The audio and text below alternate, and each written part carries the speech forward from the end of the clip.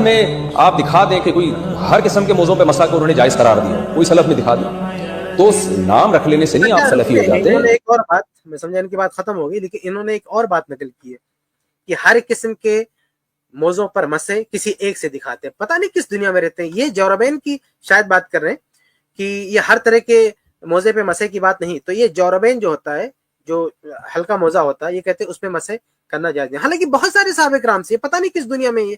دیکھیے جب حدیث میں تفریق نہیں ہے تو آپ نے اپنے گھر سے کہاں سے تفریق کر لیا بھائی؟ ابھی شیخ سرفات نے ذکر کیا نا کہ علی بن ابی طالب رضی اللہ تعالیٰ بھی موضوع پہ مسا کرتے تھے، جوربین پہ مسا کرتے تھے، اور ان کا مسئلہ ان کے خلاف ہے.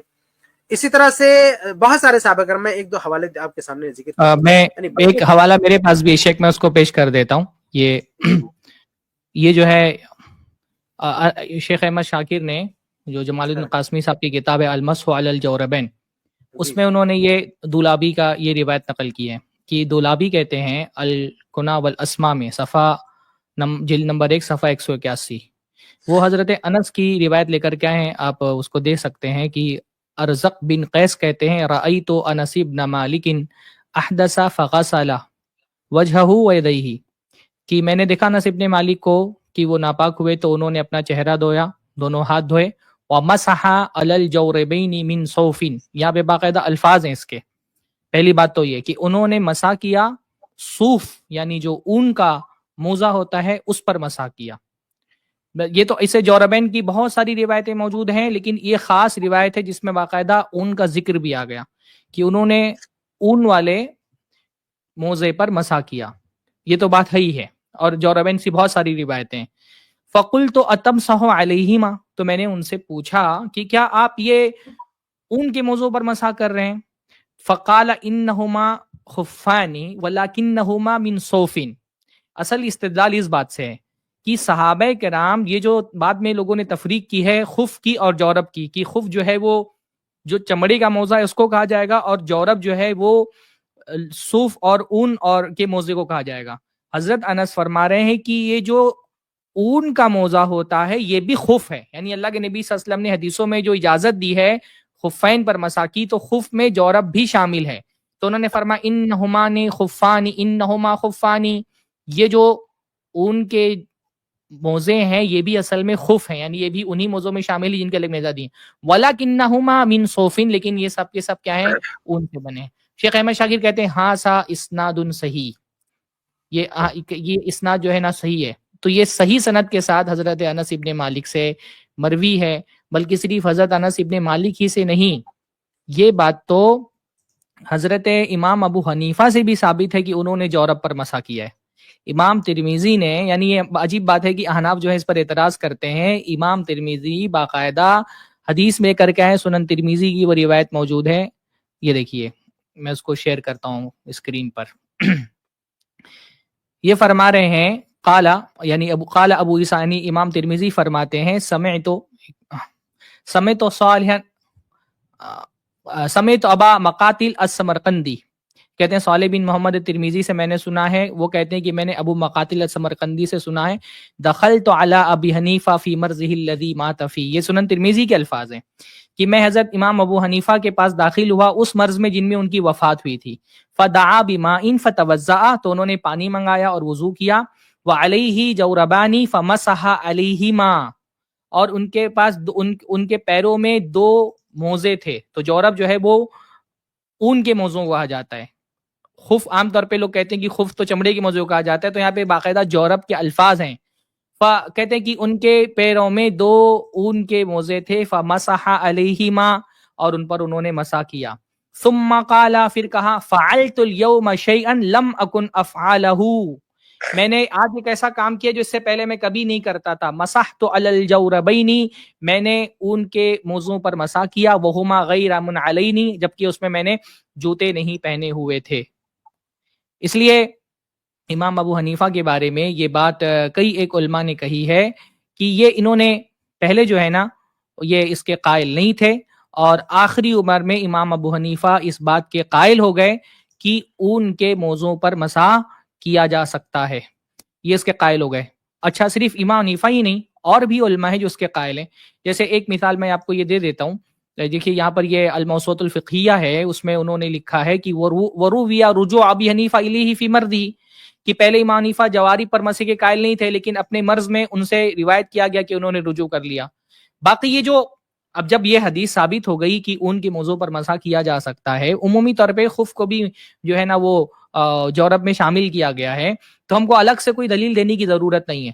لیکن بہت سارے لوگ حجت کے طور پہ کہتے ہیں کہ یہ جو اون کے موزے تھے یہ موٹے تھے، پتلے موزے کا ذکر دکھاؤ سلف کے یہاں پر، تو آپ دیکھیں کہ یہ موسوعۃ الفقہیہ کی عبارت ہے یجوز المسح علی الجوربین مطلقا۔ ایک قول مفقہا کے یہاں پر یہ ہے کہ مطلق اون کے موضوع پر مسح جائز ہے، ولو لم یکونا صفیقین، اگرچہ وہ موٹے نہ ہوں، اگر اون کے موزے موٹے نہ ہوں تب بھی ان پر مسح کیا جا سکتا ہے۔ وہذا مذہب الظاہریہ، اور یہ ظاہریہ کا مذہب ہے۔ وبہ قال بعض السلف، اور یہی بات سلف نے کہی، یہ کہتے ہیں سلف سے دکھاؤ، دیکھیے یہی بات سلف نے کہی ہے، اور اس کا حوالہ انہوں نے کیا دیا ہے، یہ امام نووی کی عبارت ہے، کہہ رہے ہیں قال النووی حکا اصحابنا عن عمر وعلی رضی اللہ عنہما جواز المسح علی الجورب وان کان رقیقا۔ امام نووی کہتے ہیں کہ آخا اصحابنا، ہمارے جو اصحاب ہیں انہوں نے اس بات کو حکایت کیا ہے حضرت عمر سے بھی، حضرت علی سے بھی، جواز المسح علی الجورب، کہ اون کے موزے پر مسح کیا جا سکتا ہے، وَإِن كَانَ رَقِيقًا، اگرچہ وہ پتلی کیوں نہ ہو۔ یہ صاف صاف امام نووی کی عبارت ہے، اور وہ یہ بتا رہے کہ حضرت علی سے، حضرت عمر سے ثابت ہے پتلے اون کے موضوع پر مسح کرنا، اور یہ المجموع کی عبارت ہے، المجموع کی عبارت یہ موجود ہے۔ تو یہ تو صحابہ کرام سے بھی ثابت ہے، امام نووی خود فرما رہے ہیں کہ صحابہ کرام سے یہ بات ثابت ہے، تو لہٰذا ہم تو یہ کہتے ہیں صحابہ سے یہ عمومی حدیثیں بھی ہے جورب کی بہت ساری، جیسا کہ شیخ نے بتایا، کیونکہ ابھی اس موضوع پر اگر ہم گفتگو کرنے بیٹھیں تو یہ پورا ایک جو ہے نا ایک الگ سے ہم کو سیریز لینی پڑے گی، بلکہ ہم یہ کہتے ہیں کہ جورب سے متعلق، ان کے موضوع سے متعلق جو اتنی ساری جو ہے حدیثیں ثابت ہیں، ان کے مقابلے میں جو یہ ہمارے حنفی بھائی بار بار شرطیں لگاتے ہیں اور یہ کہتے ہیں کہ نہیں موضوع پر مسح کے لیے یہ شرطیں ہونا چاہیے، جیسے آپ دیکھیں کہ یہ بنوری ٹائم جو ان کا بہت مشہور ادارہ ہے الجامعۃ الاسلامیہ، اس کے فتووں میں سے فتویٰ موجود ہے، وہ کہتے ہیں کہ ایسے جرابیں ان میں 3 شرطیں پائی جانی چاہیے، یعنی اگر کوئی چمڑے کا موزہ نہ ہو، وہ موزے جن کے صرف نیچے، دیکھیے کیا عبارت ہے کہ خفین پر مسح کرنا جائز ہے، خفین ایسے موزے کو کہتے ہیں جو پورے چمڑے کو، اسی طرح مجلد وہ موزے جن کے اوپر نچلے حصے میں چمڑا ہو منعال ہو، یعنی وہ موزے جن کے صرف نچلے حصے میں چمڑا ہو ان پر مسح کرنا جائز ہے۔ اسی طرح ایسی جرابیں جن میں 3 شرطیں پائی جائیں ان پر مسح کرنا جائز ہے۔ اب یہ شرطیں کیا لگاتے ہیں، ایسے گاڑھے موزے ہونے چاہیے کہ ان میں پانی نہ چھنے۔ دیکھیے ایک طرف ہم کو صحابہ سے، بہت سارے سلف سے یہ ملتا ہے کہ وہ اون کے موضوع پر مسح کرتے تھے، اون کے موضوع میں کیا پانی نہیں چھنتا ہے؟ ہم کہتے ہیں جیسے یہ مفتی طارق مسعود صاحب جو ہے وہ ہم سے مطالبہ کر رہے ہیں، ہم ان سے مطالبہ کہتے ہیں آپ سلف میں سے کوئی ایک آدمی دکھائیے جنہوں نے یہ 3 شرطیں لگائی ہوں۔ آپ کہتے ہیں موضوع پر مسح کرنے کے لیے 3 شرطیں، ان 3 شرطوں کی کیا دلیل ہے؟ کہتے ہیں ایسے گاڑھے یعنی موٹے موزے ہونے چاہیے کہ ان میں پانی نہ چھنے، دوسرا اتنے مضبوط ہوں کہ بغیر جوتوں کے بھی ان میں 3 میل پیدل چلنا ممکن ہو۔ یہ احناف کا عجیب سا مسئلہ ہے، یعنی کہہ رہے کہ 3 میل چلنا ممکن ہو تبھی آپ ایسے موضوع پر مسح کر سکتے ہیں۔ اگر 3، ابھی آپ بتائیے کیا موزہ پہننے کے بعد انسان اس کو 3 میل چل کر کے دیکھے گا کہ 3 میل ان پہ چلنا ممکن ہے کہ نہیں ممکن ہے؟ یہ بالکل غیر ضروری قسم کی شرط ہے جو ہم کو خود جو ہے وہ کہیں پر بھی صحابہ کرام میں اور کہیں پر بھی نہیں ملتی ہیں۔ اسی طرح سے تو یہ ہم یہ پوچھتے ہیں کہ آپ کہہ رہے ہیں کہ سلف سے دکھائیے موضوع پر مسح، تو ہم نے تو سلف سے دکھا دیا موضوع پر مسح۔ اب ہم یہی سوال آپ سے کرتے ہیں کہ آپ دکھائیے کہ سلف میں سے کس نے یہ 3 شرطیں لگائی ہیں۔ تیسری شرط یہ کہ کسی چیز سے باندھے بغیر اپنی موٹائی اور سختی کی جیسے پنڈلی پر خود قائم رہ سکے، اور یہ کھڑا رہنا کپڑے کی تنگی اور چستی کی وجہ سے نہ ہو۔ یہ جو 3 شرطیں آپ نے لگائی ہیں، آپ سلف میں سے کوئی ایک صحابی کو دکھائیے کہ جنہوں نے یہ 3 شرطیں لگائی ہوئی ہوں۔ بہرحال یہ تو سلف کی بات کرتے ہیں، سلف ان کو ضرورت کے وقت یاد آتے ہیں، ورنہ جیسا کہ شیخ کفایت نے کہا نا کہ مقلد جو ہے وہ تو جب سلفی ہوتا ہے تب بھی وہ مقلد ہی رہتا ہے۔ میں ایک چیز اور آپ کے ساتھ شیئر کرنا چاہتا ہوں، یہ جو ہے احناف کے یہاں پر جب سلف کہا جاتا ہے نا، یہ ہم کو سلف کا تانا دیتے ہیں، احناف کے یہاں جب سلف بھی کہا جاتا ہے نا، تو سلف سے مراد امت کے سلف ہوتے نہیں ان کے یہاں پر، بلکہ ان کے ہاں سلف سے مراد ہوتے ہیں امام حنیفہ، امام ابو یوسف اور محمد بن حسن الشیبانی. دیکھیے یہ ویکیپیڈیا کی عبارت ہے، آپ کے اسکرین پہ دکھ رہی ہوگی.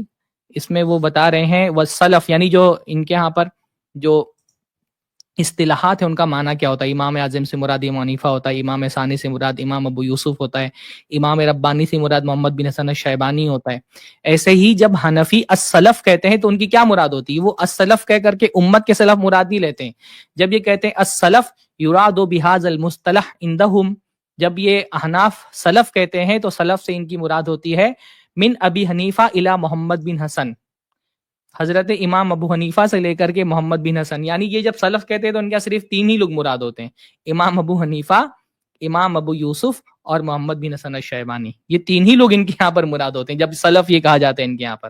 ہم تو جب سلف کہتے ہیں تو ہمارے، اور یہ اکیلے جو ہے وہ ویکیپیڈیا ہی کا حوالہ نہیں ہے، اور بھی حوالے آپ کو، جیسے یہ بات ابن عابدین نے لکھی ہے، جو احناف کی حنفی اصطلاحات کی جو کتابیں ہیں وہ آپ اٹھا کر کے دیکھیں گے تو آپ کو یہ مستقل آپ کو یہ بات ملے گی کہ احناف کے یہاں پر جب سلف کہا جاتا ہے والسلف عند فقہاء الحنفیہ الی محمد بن حسن ففی حاشیۃ عابدین وفی اصطلاح الفقہاء کما قال الشیخ عبداللہ فی فتاویہ السلف الصدر الاول الی محمد بن الحسن. کہ جب بھی حنفی فتویٰ کی کتابوں میں سلف کہا جاتا ہے تو اس سے مراد الصدر الاول یعنی امام حنیفہ سے لے کر کے الی محمد بن الحسن، محمد بن حسن تک یہ صرف مراد ہوتے ہیں. تو یہ مقلد جو ہے نا وہ سلفی رہ کر کے بھی، سلفی ہو کر کے بھی مقلد ہی رہ جاتا ہے. میرے خیال سے کافی تفصیل سے اس ویڈیو کا جواب آ گیا ہے. شیخ کفایت اللہ صاحب نے بہت تفصیل سے جواب دیا ہے. میں بلکہ گزارش کروں گا شیخ سے کہ ایک جواب جو ہے مختصر آپ اسٹوڈیو پہ آ کر کے اختصار کے ساتھ ریکارڈ کر دیں، کیونکہ یہ ویڈیو ان کا بہت وائرل ہو رہا ہے. اور یہ صاحب کیونکہ چیلنج کی زبان میں کہہ رہے ہیں کہ ہم کو دکھاؤ، تو اب یہ چیلنج کا جواب ان کو دے دیا گیا ہے. تو اب تو انصاف کا تقاضا یہ ہے کہ اب یہ خود بھی جو ہے نا یہ اس کا جواب دیں. اگر چیلنج کرنے والا ایسے کچھ بھی چیلنج کرتا رہے اس کا جواب دے جائے. اس سے پہلے بھی شیخ کفایت اللہ کی طرف سے بہت سارے سوالات ان پر ادھار ہیں. تو یہ ایک سوال اور مفتی طارق مسعود طلاق کے مسئلے میں کہتے ہیں نا، طلاق کے مسئلے میں کہتے ہیں بڑے غرور کے ساتھ کوئی آ کے لائیو بات کر لے.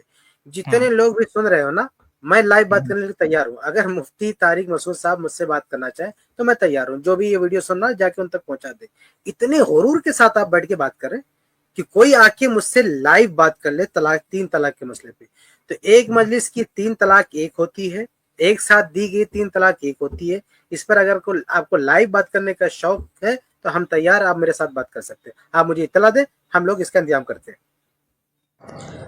جزاک اللہ خیرن. آئی پلس کی پوری ٹیم کو جزاک اللہ خیرن. آپ لوگوں نے بہت اچھی طریقے سے جواب دیا کہ مفتی طارق مسعود صاحب نے جو اعتراض کیا کپڑوں کے موزے کے اوپر مسح کرنے کے تعلق سے، بہت اچھی طریقے سے آپ لوگوں نے جواب دیا. جزاک اللہ خیرن. اور ابھی کچھ دن پہلے مفتی طارق مسعود صاحب نے ایک بہت ہی سخت بیان دیا تھا کہ جو لوگ کپڑوں کے موزے کے اوپر مسح کرتے ہیں ایسے کے پیچھے نماز نہیں ہوتی. حالانکہ یہ بہت ہی سخت رویہ ہے ان کا. ایسا مسئلہ جو پہلے سے ہی علماء میں اختلافی اور اجتہادی نوعیت کا چل رہا ہے، اس معاملے کو لے کے اتنے سخت بیان دینا ان کی طرف سے یہ ٹھیک نہیں تھا. امید ہے یہ اس ویڈیو کو سن کر مفتی طارق مسعود صاحب اپنے اس سخت رویے سے رجوع کریں گے انشاءاللہ.